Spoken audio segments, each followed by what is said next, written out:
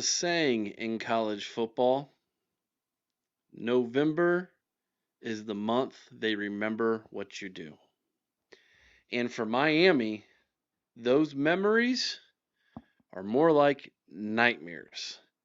Under Mario Cristobal, the Miami Hurricanes just don't have good month in November.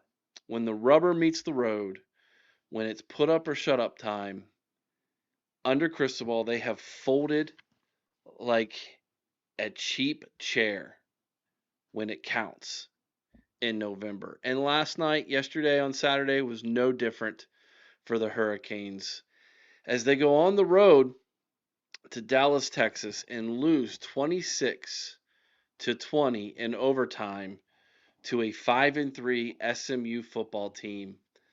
And Miami, who was ranked 10th going into this football game, is going to fall in the polls, and they may have just fell out of contention for the college football playoff. Hi, everybody. I'm Eric Boggs. I run the College Huddle YouTube channel. You've fallen on the mothership here, the College Huddle.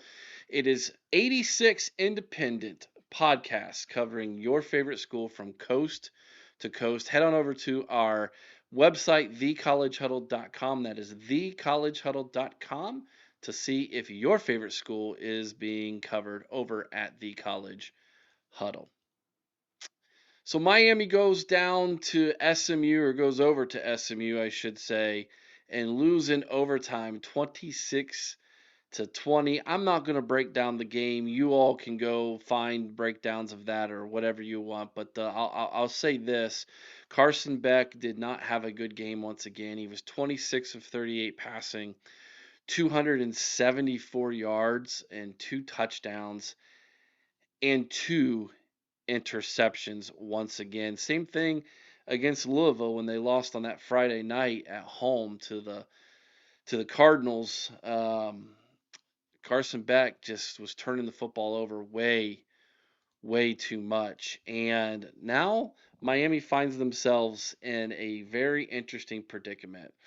The ACC standings are incredibly interesting when you look at this. So Virginia's 5-0. That's right, the Hoos are 5-0 in the conference. Georgia Tech, after their loss yesterday, is 5-1. Same record as Pitt. Louisville, the team that beat Miami earlier, they're 4-1 in the conference, same as SMU, the team that just beat Miami.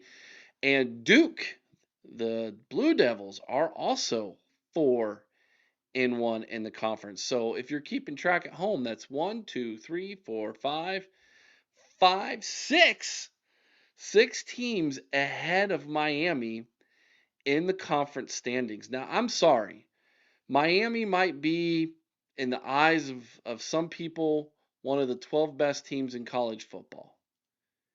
But when you're not even in the top 5, top 6 in your own conference, and a conference that many people feel is nowhere on par with the Big Ten and the SEC, it's really hard to justify you earning a spot in the college football playoff, even with a record of, say, 10-2, if they were to win out.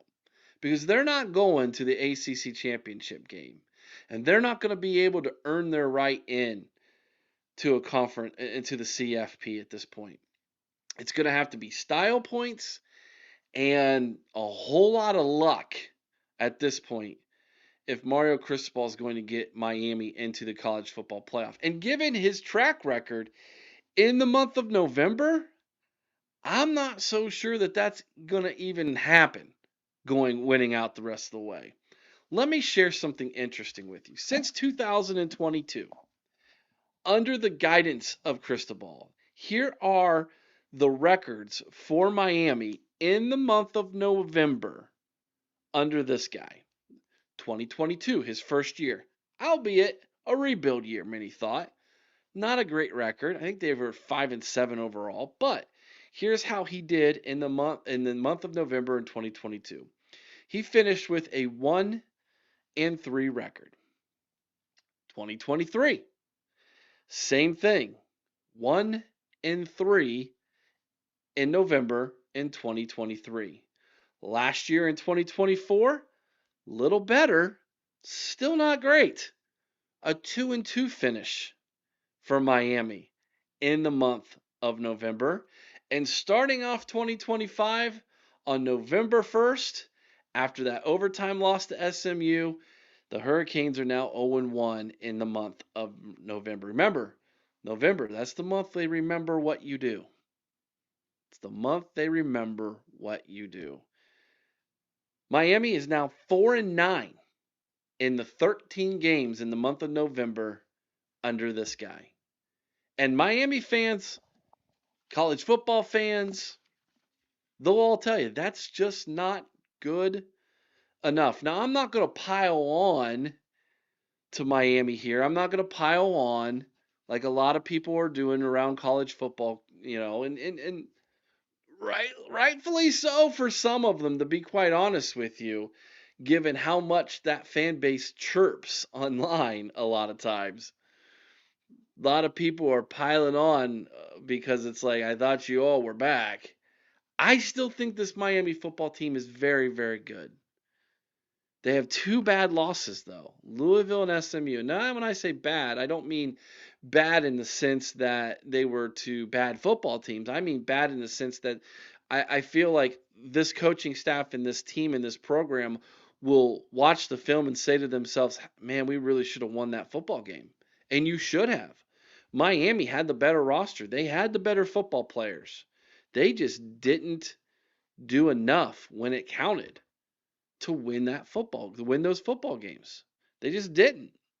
And they're going to pay the price for it again because more than likely they're going to be going to a bowl game that no one cares about. They're going to have players sit out. They're going to have players jumping in the transfer portal before they even go to whatever bowl game they're going to end up going to, and they're going to be playing with basically a shell of who they were during the regular season when they were actually good, and probably get beat by somebody in a bowl game who they had no business getting beat by. Because who wants to go to the Pop-Tart Bowl when you all were expecting to go to the college football playoff? It happened last year, right? It happened last year. It's probably going to happen again this year, more than likely. Who was it last year? I'm going to look up real fast who they ended up playing last year and what bowl game that was. So in 2024, they got beat by Iowa State in the Pop Tarts Bowl. There you go, nailed it. Didn't even mean to. They got beat by Iowa State 42-41 in the Pop Tarts Bowl. Year before, in 2023, they went to they went to the Pinstripe Bowl and got beat by Rutgers 31-24. 2022, they didn't go to a bowl game. So there you go. I mean, that's that's exemplifies everything I'm talking about right there, man. You can't win in the end of this of in November, and your season's done, right? You're finished. How's the outlook look here for Miami? Well, they host Syracuse this Saturday, and then they go to, or no, then they host NC State. NC State, by the way, with a big win yesterday over Clemson, I believe it was. Then they go to Virginia Tech, and then they go to Pittsburgh to finish off the season. Now, let's say Miami goes, let's say they win all four. They go 4-1 after the loss to SMU. Is there still a chance they can work their way back into the college football playoff? I say yes. I think there is a chance they can do it. But they have to win all four games, and they have to win them convincingly. But if they continue to be Miami, and let's say they stub their toe one more time, and even if they go 3-2 in November, now they're staring a 9-3 record, no chance to go to the ACC championship game, and they're going to be on the outside looking in, and it's going to be a lost season. And if you go to the message boards and you read the message boards between the lines when they're not being trolled by every other fan base right now, and when I say every other fan base, I literally mean every other fan base. And you read what the Miami fans are saying, man, it's very, very negative. It's very much a here we go again. We're not the team we thought we were. We're not back. This guy can't win in November. We're going to lose our best players to the transfer portal. We're going to lose our best recruits. No one wants to come here. I mean, it is sky is falling stuff in Miami, and all because in November this guy folds. Now, I don't have a strong opinion on Mario Cristobal, and listen, I don't think now's the time for Miami to make a change. I don't. You've got three really good programs, four if you count Auburn right now, all vying for coaches. And who's really available right now at this moment who would take a job in Miami? James Franklin? Do you trust James Franklin to do what Mario Cristobal hasn't been able to do? Do you really? Do you think Nick Saban and Urban Meyer are going to go down to Florida right now and be Miami's next head coach? Not a chance. There's not a chance. I mean, I guess since they both live down there, probably maybe they might, but what are you really getting? You're getting a shell of what they used to be. Are you getting more of a I mean, are they really going to be able to put behind what you're looking for here? Like, I don't see it. I don't think they're going to come out of retirement. I just don't. They both have basically said no thanks, but no thanks. We're not interested. So who's out there? Like Alex Golish, I guess, from Tampa. You're going to go up to USF and get him to come a little bit further south. Well, that's a G5 guy. Is he really better than him? You don't know. Do you take a flyer and a chance? What if he's worse? So there, I just think at this point, given the coaching carousel that we're about to see and feel in the coming months here in college football, I think Miami holds firm. They put all their resources in behind this guy, and they say, let's run this thing back one more time. Let's give it one more go and see if we can't have a better November. And there's nothing here that says Miami's just gonna fold the rest of the month. Like,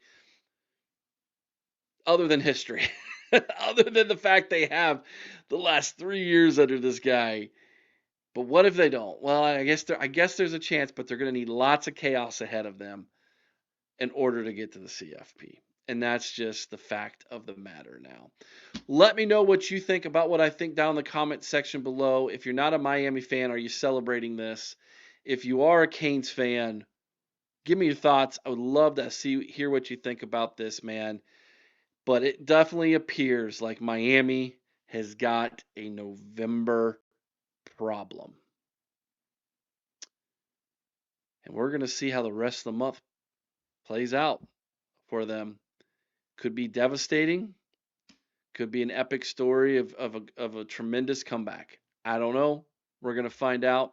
We're going to be here to watch all of it and talk about it right here at the College Huddle. We'll be back tomorrow with another great video for all of you. Thanks for tuning in. Have a good rest of your day.